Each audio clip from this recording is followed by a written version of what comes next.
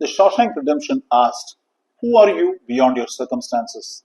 Marnie and the Silence of the Lambs asked, "Who are you beyond your past?" The Truman Show asked, "Who are you beyond what others expect you to be?" Ikuru asked, "What will you do with the life that is finally yours?" It's a Wonderful Life asked, "Could your life already matter more than you realize?" And Groundhog Day asked, "Can a meaningful life be created through ordinary daily choices?" Together, these films have taken us through a deeply personal journey. They've asked us to free ourselves, find meaning, and practice that meaning in the way we live each day. But living consciously does not happen in isolation. Sooner or later, we must enter a room with other people, people who see differently, remember differently, carry different wounds, and arrive at different conclusions. Then another question becomes unavoidable.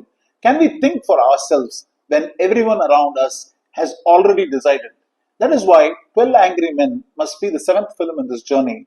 The story begins after a murder trial has ended.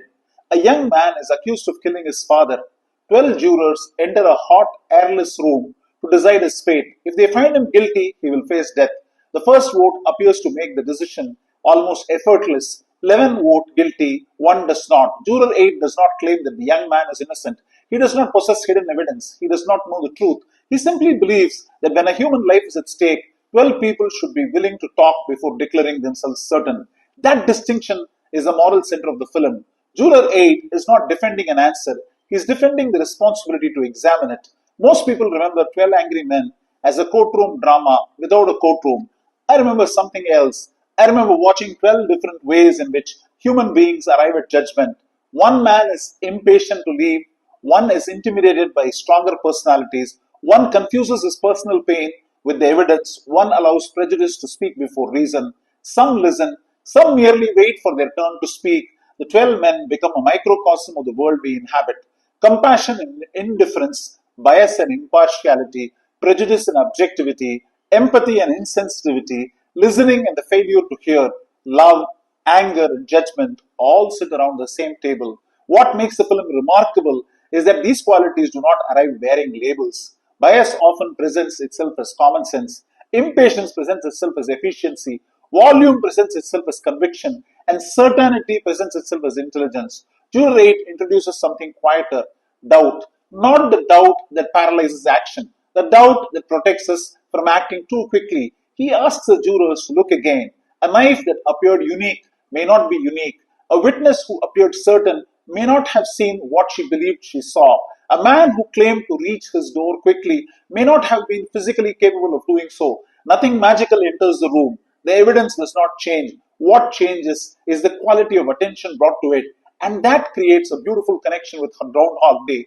Phil Connors begins to change when he stops treating other people as scenery and starts paying attention to them. The jurors begin to change when they stop treating the accused as a conclusion and begin examining the human being behind the case. Groundhog Day taught us that attention can transform an ordinary life. 12 Angry Men shows that attention can also protect another person's life. But the film is not simply a celebration of the lone dissenter. Independent thinking is sometimes misunderstood as refusing to agree with anyone. Juror 8 does something more demanding. He questions the majority, but he also allows every objection to be heard. He tests his own reasoning, he invites demonstration, and he remains open to being wrong. That is not stubbornness, it is intellectual humility joined with moral courage. The other jurors also teach us something important. Changing one's mind is often treated as weakness. In this room, it becomes an act of integrity. Each changed vote says, in effect, the conclusion I first defended matters less than the truth I am still trying to understand.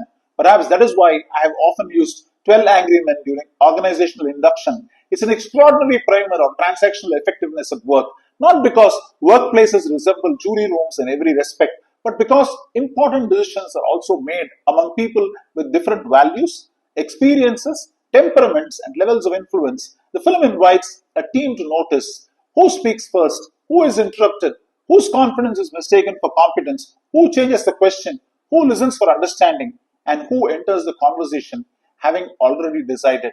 It is therefore a film about communication, group dynamics, listening, conflict, influence, and the invisible ways in which power travels around the table. Yet, beneath all these workplace lessons lies something more human: empathy. Juror 8 does not know the accused, but he is willing to imagine that the boy's life may be more complicated than the label placed upon him. Other jurors gradually begin to see how poverty, fear, family violence, and social prejudice may affect what they have heard. Empathy does not ask them to abandon evidence, it asks them to examine whether their interpretation of the evidence has been narrowed by distance. That distinction matters. Empathy without judgment can become sentimentality, judgment without empathy can become cruelty. The film asks us to hold both. By the end, the room has not produced absolute certainty about what happened, it has produced something more appropriate to its responsibility: reasonable doubt. Perhaps wisdom is not always the confidence to say, I know. Sometimes it is the courage to say, I may not know enough to condemn.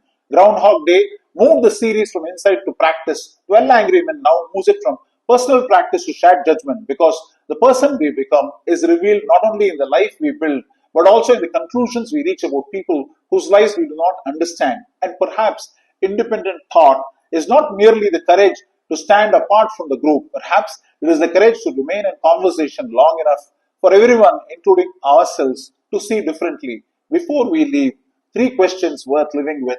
Question 1: when everyone around me appears certain, do I examine the evidence or borrow the certainty of the group? Question 2: which judgment about another person may reveal more about my own history than about the person I am judging? Question 3: can I listen with enough humility to let an honest conversation change my mind? There are no perfect answers, only honest ones. Next week, we move from reconsidering our judgment of another person to discovering what can happen when we truly begin to see one. Until then, keep watching, keep wondering, and remember, great movies reveal themselves slowly.